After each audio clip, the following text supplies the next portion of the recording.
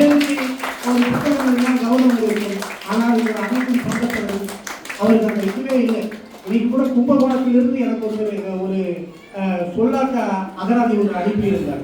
அவர் இந்த புத்தகத்தை எப்படி படித்தாருன்னு படிச்சுட்டு அவர் சொன்னார், உங்கள் அணிந்துரை நல்லா இருந்தது, அந்த கவிதைகள் எல்லாரும் அவருக்கு நல்லா எழுதியிருந்தாருங்க.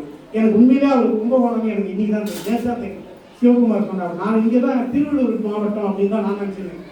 கும்பகோணம் சொல்லியிருந்தேன், அவரால் நான் சொல்லியிருப்பேன். அவர் கும்பகோணம் தான் இருக்காரு, அவர் தான் உங்களுக்கு நூல் கொடுத்துருக்காருன்னு சொல்லியிருக்கேன். அப்படிப்பட்ட எல்லோரும் பாராட்டக்கூடிய அந்த கவிதைகளை இந்த நூல் மூலமாக அவர் தந்திருக்கிறார் என்று சொன்னால் உண்மையிலேயே பாராட்டக்கூடிய ஒன்று. எல்லா குழந்தைகளுக்கும் அவர் இந்த நூலை தரேன்னு சொல்லியிருக்கார். உண்மையிலே கதைகளை தாண்டி தம்பின்றது சாதாரண விஷயம் அல்ல. எல்லாருக்குமே ஒவ்வொரு கதை இருக்கும். நீங்கள் எந்த துறையை எடுத்துக்கொண்டு சென்றாலும் நீங்கள் இங்கே சின்ன பிள்ளைகளாக இருந்து படித்து பட்டம் பெற்று வேலைக்கு போனாலும் சரி, படிக்கிற காலத்திலும் சரி, ஒவ்வொரு இடத்திலும் ஒரு கதைகள் இருந்து கொண்டு இருக்கும். அந்த கதைகளை நீங்கள் எப்படி தாண்டுவது என்பது இந்த புத்தகத்தின் வழியாக பல கவிதைகள் வழியாக அவர் கவிதை வழியாக சம்பத் அவர்கள் சொல்லியிருக்கிறார். உண்மையிலேயே ரொம்ப நெகிழ்ச்சிக்குரிய புத்தகமாக இந்த புத்தகத்தை நான் வாசித்து இருக்கிறேன். அந்த அளவுக்கு எல்லோரும் நீங்களும் வாசிக்க வேண்டும் என்று சொல்கிறேன்.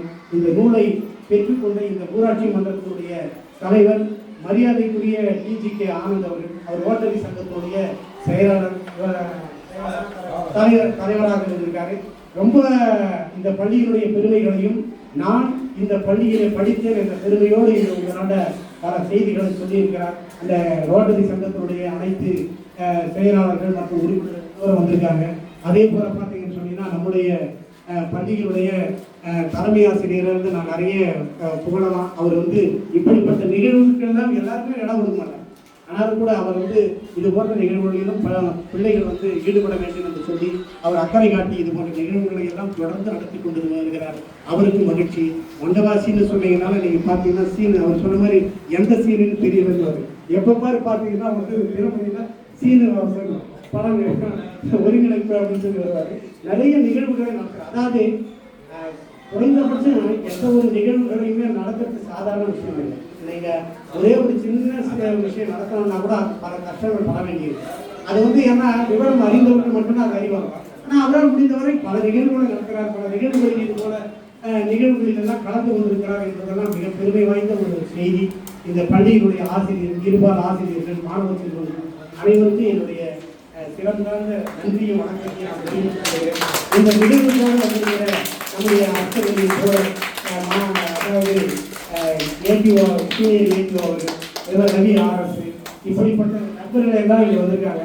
எல்லாரும் பார்த்தீங்கன்னா தென்னாட்டில் ஒரு எழுத்தாளருக்கான அடையாளம் நான் பாருங்க. அவருக்கு பல பேருக்கு தெரியாது. ஆனாலும் கூட அவர் தினமணியில் அவர் சொன்னார்.